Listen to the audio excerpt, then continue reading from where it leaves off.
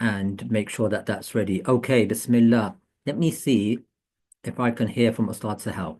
Assalamu alaikum, Ustad Sahal. Are you there? Walaikum assalam wa Ah, rahmatullahi wa mashallah. barakatuh. It's a long time. We haven't spoken, Ustad Akhtar. I've missed Quran story time. How are you? Yeah, alhamdulillah, very good. We were just thinking, when's the last one we did? We think we did it as the King and the Boy story, which was quite a few months ago. And Oh, mashallah. we didn't do anything in the summer, but we did do many events in the summer. We had the fun day and the boat race and the Al-Noor hike, and then we started school, and then this was the first half term that we've had, so we missed everybody. Oh, When does mashallah. the quiz start and what time is this till? The quiz starts after the dars, after the reminder, and the reminder is going to start in a few minutes, and then we're going to try and finish by about 6:45 is our aim. But quite a few people are messaging me saying they're still trying to connect and they've been a bit delayed. So we're just giving everybody another 30 seconds and then we're going to start, inshallah. Oh, you're Um, being very kind, Ustad Akhtar. Normally you're so strict. yeah, that's true. You must be We very thought happy today. Yeah, we thought we'd give because we haven't seen them for such a long time. And just to remind the parents, we are streaming live on Zoom and YouTube. Those of you who are not okay with your kids being on camera because it is recorded, then that's fine. But we hope you will come on camera. It does make their interaction much more powerful and they get more out of the sessions and we enjoy seeing them and their reactions and interacting with them. So, Ustad Sahal, how you been? Yeah, very good, mashallah. It's Excellent. great. It's great to be back with Quran story time. It's an amazing story that we're going to speak about, inshallah ta'ala, and a lot of twists and turns in this story as well. Yeah, very good. So, Ustad, maybe we'll start with the story straight away. I think we're giving them until 7 minutes past 6, and there's quite a lot of people here, and I can see quite a few people have tuned to to the YouTube page as well. So those of you watching on YouTube, welcome. And those of you who are here, then alhamdulillah, it's great to have you here. And we're going to hand straight over to Ustad. And Ustad, I don't know, do you have a PowerPoint that you Yeah, have? I do. So if you let me share screen, I'll. Yeah, you should be co-host. Just let me know if that works for you to be able to share screens. I think so. Yeah. Whilst you're joining, those of you who just joined, thank you for joining, inshallah. We're going to begin our Quran story time. We've got two sessions on the story of David and Goliath, Dawood alayhi salam, and his battle with the giant that is Goliath, inshallah. We have Ustad Sahal delivering today's session, and then Ustad Abu Muad is delivering tomorrow's session. Ustad Abu Muad is an Al-Noor school teacher, so many of the Al-Noor children will remember him or know him already, and inshallah he'll be delivering tomorrow's session, inshallah. So Ustad, if you're able to put your presentation view, that would help us. Just so we Okay, can. I'm just doing that now. Perfect. Okay. Can you see that? Bismillah, over to you. Okay. Bismillah, alhamdulillah, salatu wassalam ala rasulillah, nabiyana Muhammad wa ala alihi wa sahbihi wa sallam. Assalamu alaikum wa rahmatullahi wa barakatuh.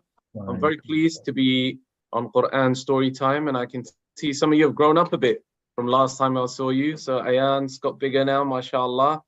And I can see some of the other participants looking very, very serious and concentrating. I can see some of you, mashallah, look like you're on holiday somewhere with trees in the background and beaches. Mashallah, mashallah. I can see Owais is in some kind of middle of some kind of car race, it looks like. Mashallah. Okay, so today's story is the story of David and Goliath, but it's actually known in Islamic books and kind of referred to in books of stories of the prophets as the story of Talut and Jalut. So in kind of Judo-Christian stories, it's spoken about as the story of David and Goliath, but in Islamic sources and Islamic books, it's actually spoken about as the story of Talut and Jalut. Now, does anybody know who Talut is before we go any further? Who is Talut? Because we know David is Dawood. So does anybody know who Talut is? Raise your virtual hand. And we'll choose somebody. Naila has raised her hand. Can we speak to Naila and find out what she thinks? Yeah, come off mute, please.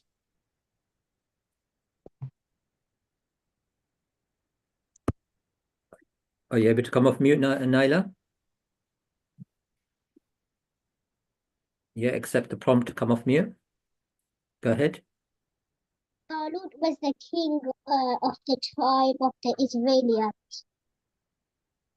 Oh, mashallah. Very, very good answer. He was the king of the Israelites. And Naila, do you know what the English version of his name is? Talut. Have you ever? It's quite a rare name. You don't really find it much in this country. Do you know what the name is, Naila? I think it was David. No, David is Dawood. That's why people always get confused with the name Talut and Dawood. Anybody else know? It's a good try, Naila. Yes. Anybody else know? Goliath. No, Goliath is Jalut. He's Jalut. Oh. Who is Talut then? Okay, no shouting out, by the way. Raise your virtual hands. Let's hear from Muhammad Ayan. Go ahead, Muhammad. Accept the prompt on mute. Is his English name Saul, something like that? Excellent. Yeah, Saul. Saul. So it's not a common name, not something we hear often. So Saul was the king of the Israelites, and he's different to Dawood, who is the prophet, and he's different to Jalut, who's Goliath. So sometimes people get confused with the main characters in the story. So that little lovely poster you can see in front of you, the big warrior with the huge spear, that's Goliath or Jalut. And the young man who's swinging a catapult, that's actually Dawood. Okay, I'm going to start off the story with a riddle. And if you can solve this riddle, we'll start the story. But until you solve this riddle, we can't start it. Because to really understand this story, we have to go really far back in time. So this riddle, which I'm going to show you, which item mentioned in the Quran represents falsehood, truth, and a miracle in the same surah? It's quite a high-level riddle, this. Which item mentioned in the Quran represents falsehood, truth, and a miracle in the same surah? Okay, you can either raise your virtual hand or you can use the chat facility. All right, Hannah's got her hand up, her real hand. Let's see what she has to say. Okay, mashallah. Let's hear from Hannah. An animal? Animal, no, it's a good try. Okay, let's hear from first Yusuf Muhammad. Shirt? A shirt. A shirt? Who said that? Yusuf said that. Yusuf is correct. It's a shirt. Nice. Mashallah. Mashallah. Excellent, Yusuf. Mashallah. Well done. How did he get to that answer? How old is Yusuf? Because I can't actually see the participants at the moment. No, he's got his camera off. Yusuf, where have you gone? Come off mute. Tell us how old you are. It's Muhammad. Muhammad, how old are you? 7. 7, mashallah. Mashallah. And how did somebody help you get that answer? Yeah. Okay. Okay, that's fine. still good though. You still answered very confidently. So in Surah Yusuf, a shirt is mentioned as a lie when the brothers of Yusuf bring his shirt covered in blood and they lie that he's been eaten by a wolf. And then it's used for truth when Yusuf's shirt is ripped by the wife of Aziz. And it's also used as a miracle when Yusuf's shirt is thrown at his father, Yaqub alayhi salam, and he's cured from blindness. So we have to start the story in the time of Yusuf alayhi salam and Yaqub. Now, Yaqub alayhi salam is one of the old prophets of Banu Israel. He's one of the Israelite prophets. Now, Yaqub alayhi salam, he has a nickname. Does anybody know what Yaqub alayhi salam's nickname is? You actually have all heard this name, but you might not realize it's the name of Yaqub. Does anybody know that already? Let's hear from Amina. Kamila, come off mute, please. Bani Israel. Well, kind of right. Yaqub alayhi salam, his name is Israel. Israel. Yeah. So this was his nickname. This is what he was known as, Israel. So he had 12 sons, and you should know that from Surah Yusuf that he had 12 sons, and those 12 sons are known as Banu Israel, the sons of Israel. Does that make sense? I hope that's clear to everyone. So Yaqub alayhi salam, he is Israel, and his 12 sons are known as Banu Israel.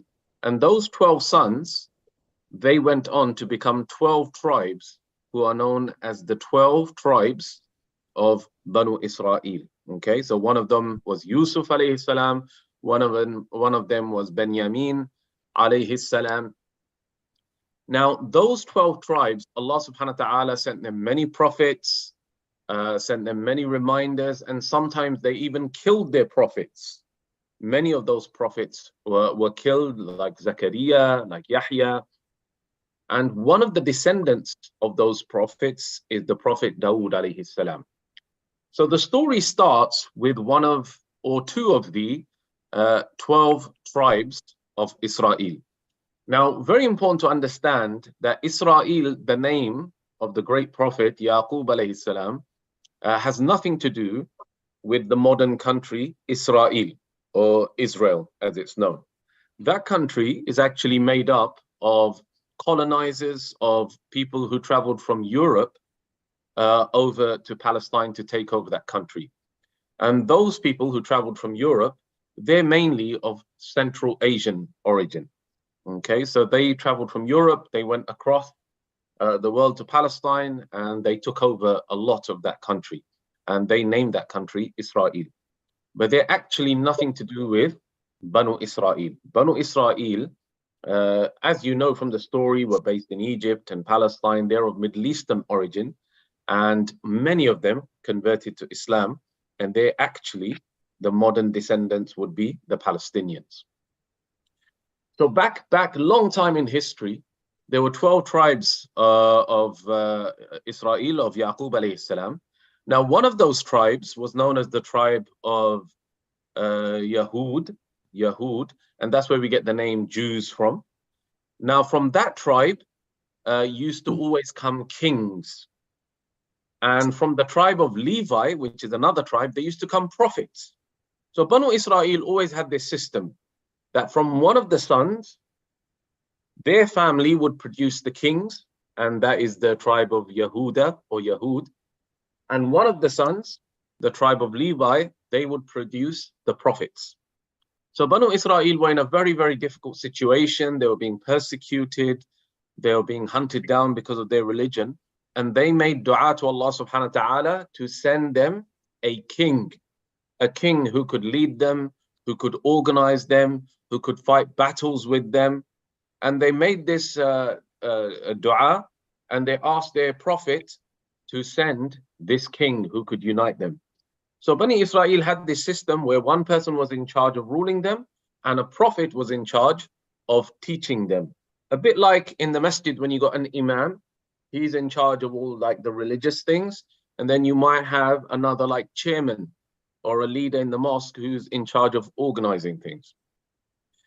So this all starts with the story of Yusuf, that's why the pyramids, and they made dua for a king. Now, the prophet, he makes this dua to Allah, and Allah subhanahu wa ta'ala answers the dua, and Allah subhanahu wa ta'ala orders that Talut should be the king of the Israelites. He should be the one who organizes the 12 tribes, who will be in charge of the 12 tribes. And the English name for Talut is Saul, S-A-U-L. Now, the people of Banu Israel, they were very disappointed with this decision. They were expecting somebody else to be in charge. They wanted someone who had a lot of money, someone who was famous. And Saul was a very simple man, but he was a man who had a lot of knowledge, and he had a lot of physical strength. He was a very powerful man as well. So Allah subhanahu wa ta'ala chose him. And the Prophet told them, Banu Israel, who were disappointed, Inna Allah astafahu alaykum wa zadahu وزاده إن الله اصطفاه عليكم وزاده بسطة. بسطة في العلم والجسم. Jazakallah khair. So Allah subhanahu wa ta'ala has chosen him over you, and he has increased him in knowledge and in physical power as well. So Bani Israel had to accept, they had no choice. And there was something else which was like a physical evidence that he's going to be the new king. And that was a talut, like a box, a very old and special box. And in that box was some of the remnants, some of the relics, we call them, of Musa and Harun. It could have been his staff, it could have been some of their clothes. Now, we don't really kind of understand this nowadays in the modern time, but in the olden days, relics were very, very valuable and very sacred. They were things that were left over from sacred people, from people like prophets. They were very, very valuable, and they were considered very important in society. Now, nowadays in museums, if you go, you'll see some of those relics, but it's not really, we're not really sure if they're really true. So if you go to Istanbul, you'll see some relics of prophets. I don't know if any of you have been to a museum in Istanbul where they got, oh, this was the staff of Moses and this was the shroud of the Prophet Muhammad. We can't really be sure, to be honest. But in the olden days, these were very, very important and very, very special. Okay, now this army, this leader, Talut, he gets together a huge army to fight on behalf of Banu Israel, because they're being persecuted by Jalut and his army. Jalut is Goliath. He's a huge man, a huge warrior, and he belongs to a people who are very oppressive, and they're capturing and killing the people of Banu Israel. So Talut decides to organize Banu Israel and to fight back. And he has a great army, and they start to march towards the battlefield. Now, as he is arranging the army, he tells them that Allah subhanahu wa ta'ala is going to test you. And he's going to test you with a river. So when we cross the river, you are not allowed to drink from that river. Even though they're very thirsty, even though they've been traveling for a long period of time, they've been marching with their weapons and their armor, they're told by the prophet, by Talut, he's not a prophet, he's a leader and a righteous man, that Allah will test you. So when they got to the river, what do you think most of the army did? What do you think they did? Do you think they listened to Talut? You know, they kind of never really wanted him as a king anyway. Do you think they listened to him, or do you think they did their own thing and started drinking from the river? You can type your answer in the chat. And let's hear from a few of you and see what you typed.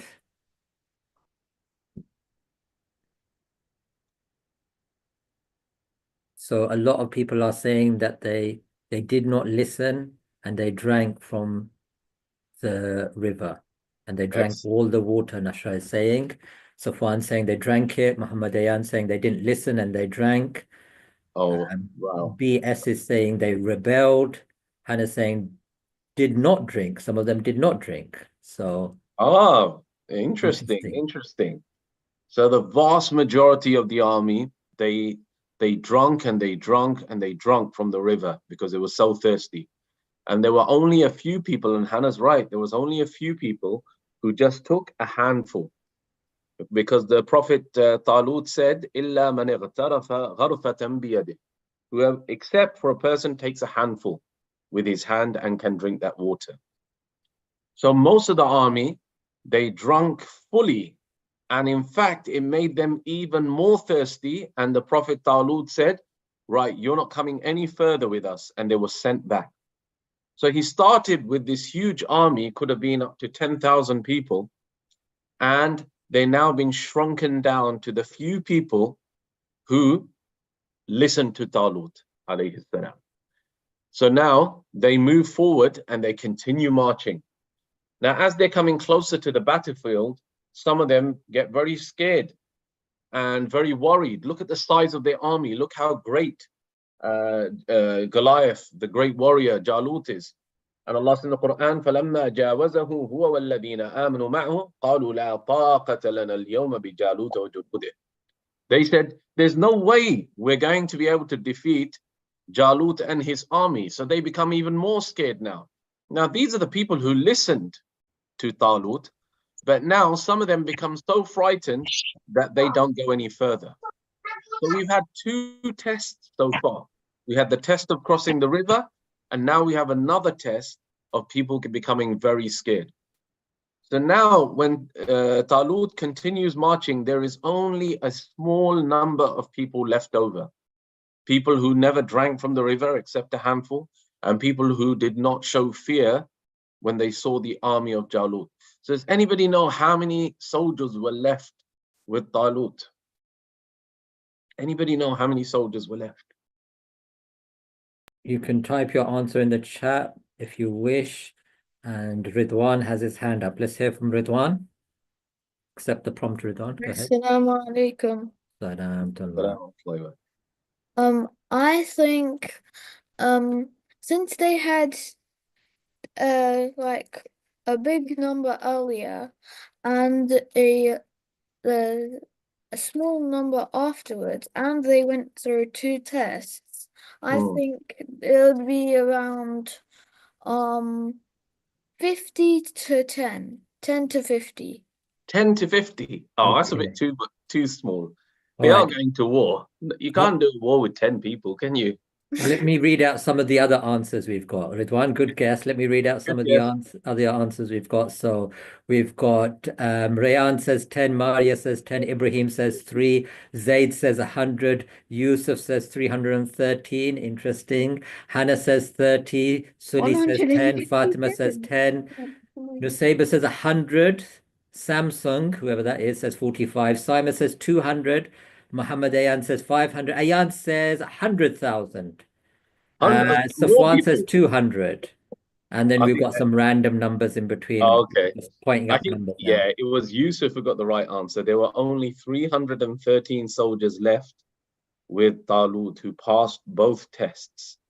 And they were now there facing the army of Jalut. So well done, all of you who tried your best. But I think some of you are too strict. You said only 10 people were left with Dawood. No, he had some, soldiers with him who were loyal. Now, one of those soldiers was Dawood alayhi salam, the young boy Dawood alayhi salam. He's not a prophet at this age, but he's a young boy and he's joined the army and he's passed all the tests. Now, Talut, he gathers his army, those 313 men, and he says, who is going to go and fight Jalut? Because in the old days, before the battle actually started, there would be something called a mubaraza, a duel between two of the great warriors from each army. So Dawood alayhi salam stepped forward.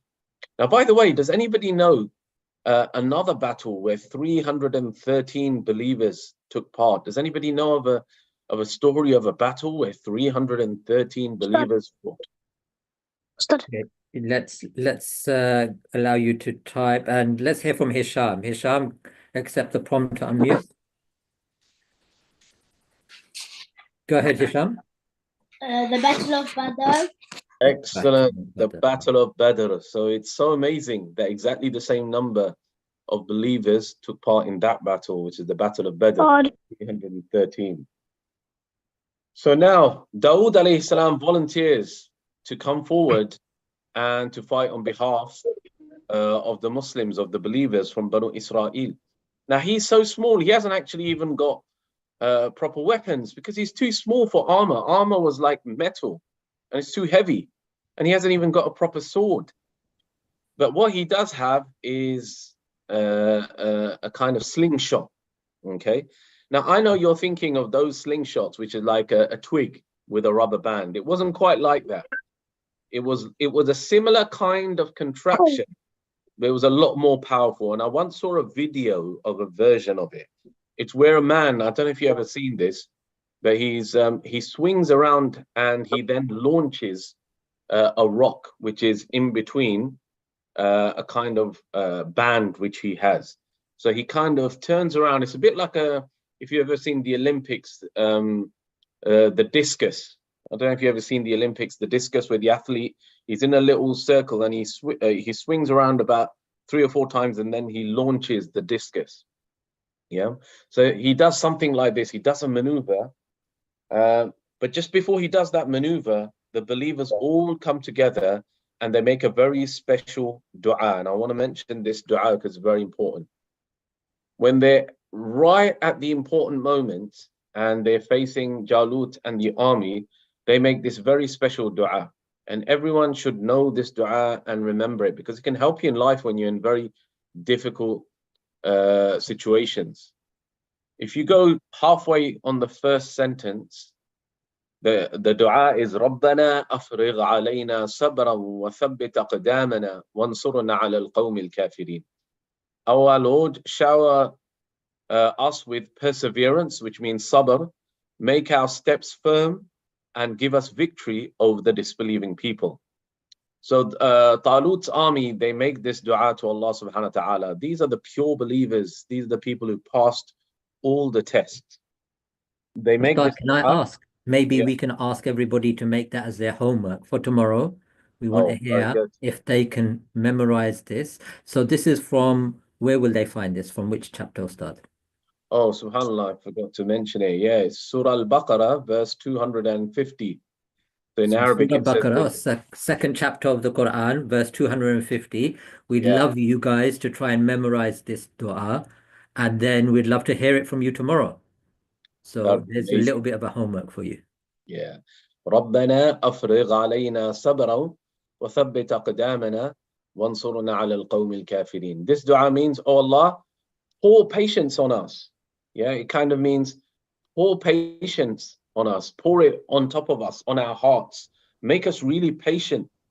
Now, patient doesn't mean don't do anything. Patient means control yourself.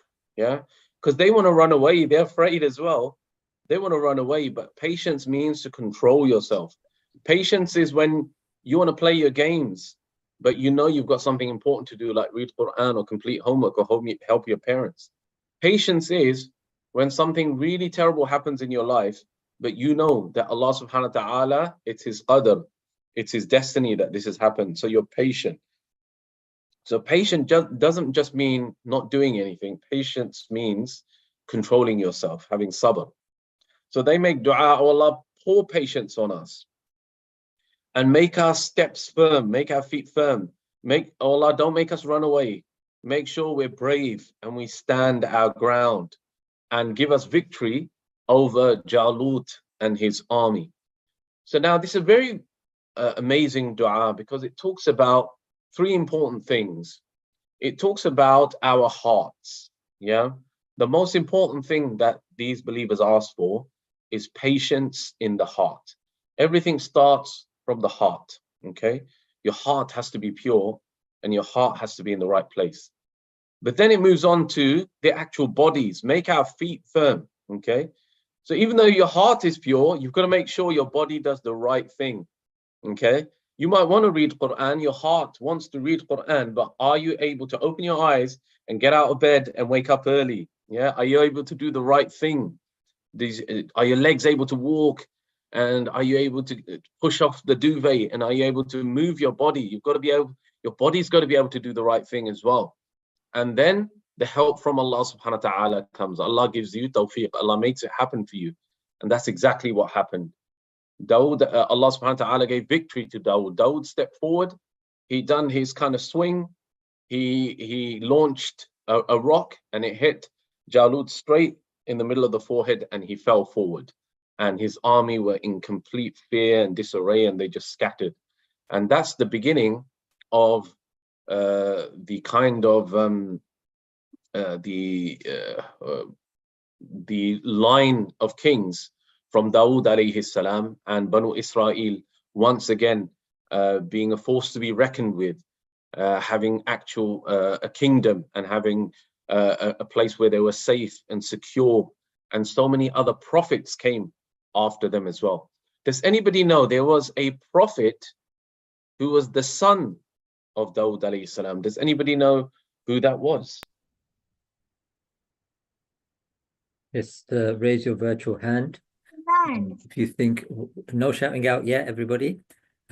Just raise your virtual hand and let's see who has an answer. Let's see if we can hear from somebody we haven't heard from before. Let's hear from M, whoever M is. M, go ahead. Sulaiman alayhi salam. MashaAllah, Sulaiman alayhi salam, excellent. And in Sulaiman's time, the kingdom of Banu Israel became even greater and bigger, and he had control over the animals and the wind and even jinn. So this is the beginning of the new rise of Banu Israel and their new kings who ruled, and the prophets who came, who were both prophets and they were kings, because Dawood alayhi salam not only became a prophet, but he also became a king. Now, the last thing I want to talk to you about is, if you find this story in Surah Al-Baqarah, it's around 2 pages long. Yeah, so it starts on page 38 in the Uthmani Mus'haf. Yeah, and then it carries on. No, it's not page 30. Sorry, page 40. Yeah, page 40. So it's on page 40 in the Uthmani Mus'haf, and it's around 2 pages long, this story.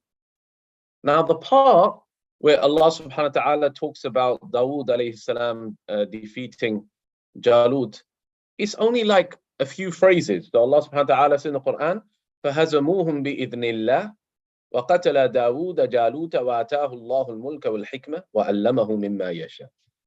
Allah mentions, so they defeated the army, and Dawood killed Jalut, and Allah subhanahu wa ta'ala gave Dawood the kingdom and wisdom, and he taught him from himself. So you know the result. In the Quran, sometimes they're only given a passing mention. What's more important is the preparation. Allah subhanahu wa ta'ala gave so much preparation to the army of Talut. There was first of all, they wanted the Prophet to send a king, and then there was like a dialogue with their Prophet of the time. Then there was the Tabut, which was sent to to prove that Talut was the true leader. Then there was a description of who Talut is. Then he prepared his army. Then he crossed the river. And then some people had to fall away. Then they went on until they saw the army of Jalut, and then some people became too afraid and ran away. And then they made dua, and then they came face to face, and then Dawood stepped forward, and then Allah mentions in passing, and Dawood killed Jalut, and he became the king. You know, so Allah subhanahu wa ta'ala wants us not to focus on the results. Allah wants us to focus on the preparation, to show that we have true qualities as believers. And the results are in the hands of Allah. Okay, now for you guys out there, you know, that's important for things like exams, for things like competitions. I know we always focus on the results, the grades, whether you get into the top university, whether you win the competition. But you know, the people who are most successful, they're the people who focus on the preparation, make sure they work hard, make sure they do the right thing, make sure they organize their time, make sure they don't waste their time. Because when you do the right thing and you're preparing and you're passing the tests which Allah subhanahu wa ta'ala sends to you, then the results are always in the hands of Allah, and Allah will always give you success. Okay, if you focus on the outcomes and the results always, what's going to happen is you're going to neglect the preparation which you're supposed to be doing. So may Allah subhanahu wa ta'ala give us tawfiq to learn from this story and to apply it to our life. And I hope this story is a source of inspiration. Throughout the world, you find people, Muslims and others, who are being, you know, oppressed, who are being exploited. And this story gives us a lot of inspiration that the results are always in the hands of Allah. If we are true believers, and if we pass the tests which Allah subhanahu wa ta'ala sends us, then Allah subhanahu wa ta'ala will give us good results, good outcomes. Jazakumullahu khairan. Inshallah, we'll stop here, and Ustad Akhtar, I think we'll go for the quiz. Yes, we will. Jazakumullah khair. We're going to have a quiz now. So let's lower all of your hands. But I need to see that you're all ready. Let's hear from Badr. Badr's got his hand raised. Badr, do you have a question? Is it on Zoom or is it like on a website? No, it's going to be on Zoom. It's going to be on Okay. Zoom. So all you have to Thank do is you. get ready, and then you'll see a box appear, and you put your answer in there. Those on YouTube, you can type your answer in the chat box, inshallah. Okay. So let's have a look. Is everybody ready? First of all, let me see some waving, some excitement. Hannah's always excited, mashallah. There you go. Everybody's put their camera on now. Good. This is what we should have done beforehand. Okay, good. All right, let's have a look at the first question. And question number 1 for day number 1. Let's find it here. Here we go. So the question is, and Ustad, you can stop sharing if you can. The question is, how many tribes did Bani Israel split into? How many tribes were there for Bani Israel? Was it 6? B, was it 8? C, was it 10? Or D, was it 12? Is it A, 6, B, 8, C, 10, or D, 12? Have a look. I'll give you 30 seconds to mention that. You need to type your answer in the screen, in the box that you get up. So we're not going to take any raising of the hands to answer. Just have a look and answer that. And those of you on YouTube, you can type in A, B, C, or D. And I think everybody's put a response back. I'll give you 5 more seconds if you haven't. If you don't know, just take a guess. Okay, let's have a look at the answers. Ustad, we have a little bit of a split, but the majority say D, 12, and a few of them said C, 10. What do you think? Correct answer is 12. 12 tribes of Israel. It's very famous. That is what Banu Israel is. But when we say Yahud or Jews, they're actually just one of the 12 tribes of Banu Israel. So very good. Well done to the 79% who got that right. Yeah, very good. Those of you who got that right, well done, inshallah. Those of you on YouTube, you can answer that as well. And if you have, then it's great to see your answers there. The answer was D. Okay, let's have a look at the next question. Get ready for this one. And question number 2 is, here we go. The 12 tribes of Bani Israel came from the 12 sons of which prophet? Was it Musa alayhi salam? Was it Yaqub alayhi salam? Was it Yusuf alayhi salam? Or was it Isa alayhi salam? So was it A, Musa? Was the 12 tribes come from the sons of which prophet? Musa alayhi salam or Yaqub alayhi salam, which is B? C is Yusuf alayhi salam, or is it D, Isa alayhi salam? Okay. We give you another 4 seconds. And just to let everybody know, no one's put A, which is good, and no one's put D, which is correct. So it's out of B and C, and there's a bit of a tussle going on between B and C. But there's one clear answer. Let's have a look. Everybody's put a response back. And here's the results, Ustad. 79% said Yaqub alayhi salam, and 7 people, 21% said Yusuf alayhi salam. Oh, mashallah, it's exactly the same percentage again. So it was Yaqub alayhi salam. He is known as Israel. And all the 12 tribes of Israel and their descendants are known as Banu Israel.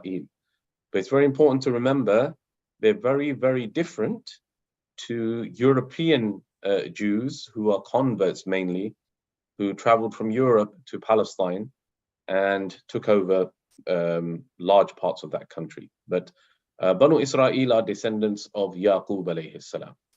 Yeah, excellent. Well done to those 27 of you that got the right answer. So let's see how you do with question number 3. Question number 3. When the Prophet ﷺ traveled from Mecca to Jerusalem, he did his Isra, he saw Musa alayhi salam in his grave. What was he doing? And this is still, we're talking about Bani Israel. So we spoke about Musa alayhi salam. What was he doing? Was he asleep in his grave? Was he praying Salah, or was he reading the Quran? Which one was he doing? Now, this wasn't mentioned today, so we're just testing your general knowledge. When the Prophet ﷺ traveled from Mecca to Jerusalem, he saw Musa alayhi salam in his grave. And Musa alayhi salam was doing what? A, sleeping, B, praying Salah, or C, reading the Quran. And this has caused a big. It's equal right now. Let's see. We'll give you another 3 seconds to put your answers through and see where we go. 3, 2, 1. If you don't know, just put an answer. Choose A, B, or C. Okay, we're going to end the results and let's share the results. So start. Oh, that's a tough question. That is a tough question. We've got 2 people who said asleep, which is not correct. And then we've got 39% said reading the Quran, and more than half, 56% said praying the Salah. Well, how could they read the Quran? The Quran hadn't been revealed then. The Quran was revealed thousands of years later to the Prophet ﷺ. But he was actually praying Salah is the correct answer. Well done. Well done. Well done. That was a tough one. That was a tough one. Well done for knowing that, mashallah. Okay, let's have a look at question number 4 for today. Yusha bin Nun, we're talking about Bani Israel. Yusha bin Nun was asked to stop what so he could complete the conquest of Jerusalem. What did he ask that needs to stop so he could complete the conquest of Jerusalem? Was it that he told his army to stop? Was it that he told the clouds to stop? Was it that he told the sun to stop? Or was it that he told the moon to stop? So Yusha bin Nun, Joshua, what was he asked when he was about to invade Jerusalem? He asked for something to stop by Allah's permission, and it stopped so he could complete the conquest of Jerusalem. Was it A, the army, B, the clouds, C, the sun, or D, the moon? You've got 3 seconds, everybody. So those of you who don't know, take a guess. Always take a guess if you don't know. And Ustad, this is a special day for us. We've got them. We've finally got them. Let's share the results, Ustad. That was such a hard question. That is a hard question, but I had to put one in there just to get them. And here's the answers that they gave. 56% of you said the army, 12% of you said the clouds, C was the sun, and 24% of you said the sun, and a couple of you said the moon. So, Ustad, do you want to share the answer? Yeah, correct answer is the sun. There's a very famous story when the sun is about to set and they are in the middle of battle, and Yusha bin Nun makes dua to Allah to stop the sun from setting, and Allah performs this miracle where the sun does not set, and the battle is won, and they enter Jerusalem victorious. Yeah, it was a tough one. It was a tough one, those of you, and well done for everyone for trying. Very good. Okay, let's go into the last question for today. And it goes back to something you heard or were you paying attention earlier on. What is the item in the Quran that is mentioned as falsehood, truth, and miracle? What was that riddle that Ustad tested us on at the very beginning? Is it A, the shirt, B, a trouser, C, a shoe, or D, a hijab?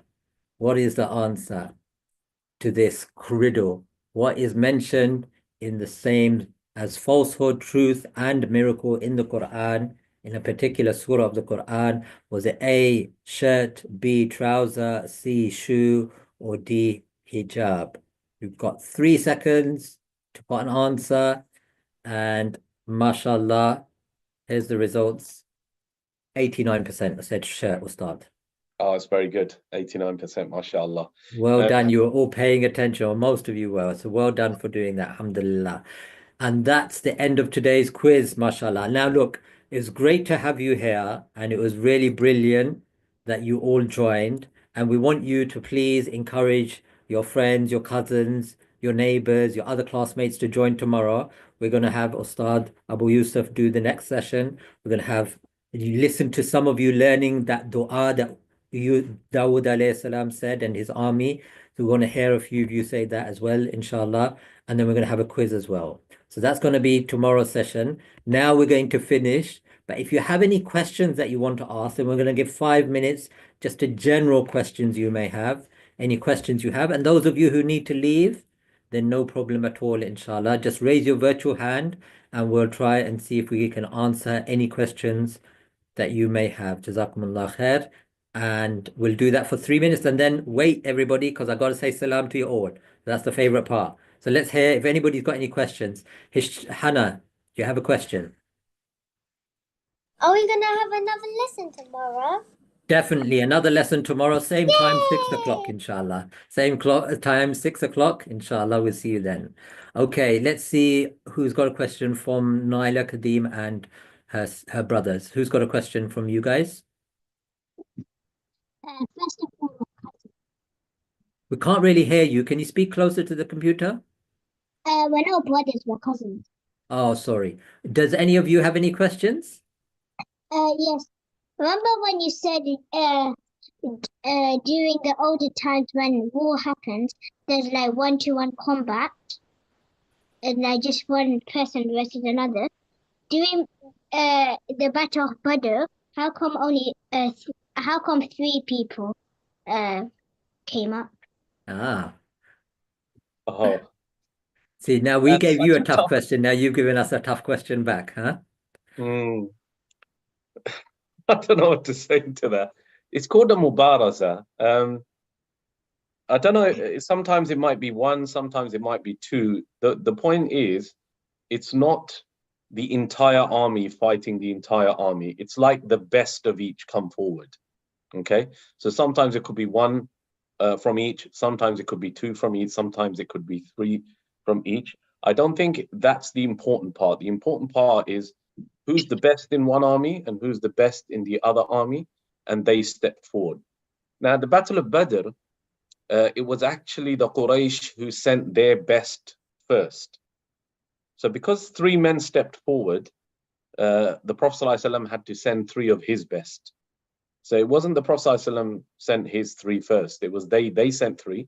So if they sent 1, the Prophet ﷺ would have sent 1. If they sent 2, the Prophet ﷺ would have sent 2. But because they sent 3, the Prophet ﷺ sent 3. Okay. Do you know who the Prophet ﷺ sent? Well, keep that question for another time, Ustad. Okay. Yeah, we'll try and catch them with that. Let's quickly go through a few more questions. Ridwan, what's your question, please? You know how in the questions, you said that Musa alayhi salam was praying Salah, and it couldn't be that he was reading Quran because the Quran wasn't invented. If that wasn't Wasn't the time, revealed. if Was that wasn't the time Quran wasn't invented, then when was the time Quran was invented? Okay. Quran was never invented. It was revealed. So the Quran, it was with Allah subhanahu wa ta'ala from the beginning of time in what's known as Lawhil Mahfuz, the preserved tablet. So it has been with Allah since the beginning of time because it's the kalam of Allah, it's the words of Allah, it's eternal, like Allah subhanahu wa ta'ala is. But it was sent down to this world, in the time of the Prophet sallallahu alaihi wasallam. So around 1400 years ago.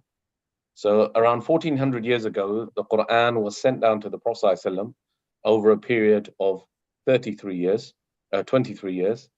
And that is when we are shown the Quran and we are able to read the Quran. But before that, it was with Allah subhanahu wa ta'ala in Al-Lawhil Mahfuz. Okay, excellent. Thank you, Ridwan. Let's hear from Maryam. Maryam, what's your question, please? Accept the prompt to unmute. Go ahead. My question is that so is tomorrow the only other day that we're going to do this? Yeah, it is. So we do it during the half term, and so we do it on a Monday and a Tuesday. We do 2 parts. And as Ustad Sahal's covered most of the story, it's going to be very interesting what he's left for Ustad Abu Yusuf to talk about. But let's see what he does tomorrow, inshallah. But yeah, it's 2 parts, today and tomorrow, inshallah. Okay, thank you. All right, Muhammad, what's your question, please? I have a book. It's from Ibn Kathir about the prophets. It says this person asked the Prophet ﷺ, how many messengers were there, and he said 313. But he said how many prophets were there, and he said 124,000. What's the difference between a messenger and a prophet? Excellent. Okay. In Arabic, the word for a prophet is Nabi, and the word for a messenger is Rasul. Okay, so the question is, what is the difference between a Nabi and a Rasul? The most common answer that's given nowadays is that a Nabi was somebody who received revelation, But a Rasul also received revelation, but he received a new code of law, a new Sharia. Okay, and that's how they explain that Musa, the Prophet Muhammad, Isa, alayhi salam, Ibrahim, they all had a new code, a new Sharia, a new scripture which was revealed. Whereas the Nabi, they had previous scriptures which they used to propagate. Could you give an example? So, for example, Maybe Musa and Harun? yeah, so Harun is considered a Nabi, okay, not a Rasul, because he doesn't have a new scripture, but Musa alayhi salam is considered a Rasul because he receives the scripture of the Torah or the Old Testament, okay?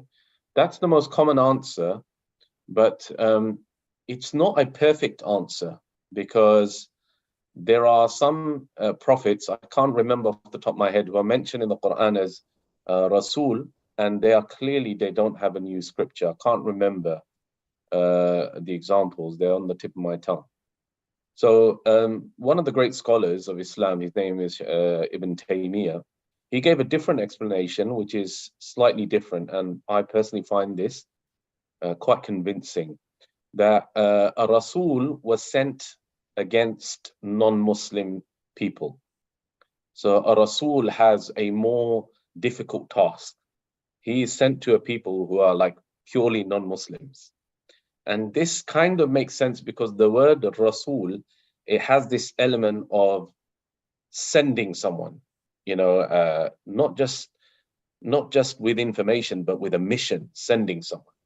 Whereas Nabis, they were sent usually to people who are believers to remind them and to revive Islam and to bring it back into their lives. So those are the kind of two explanations which I think are most convincing. Yeah.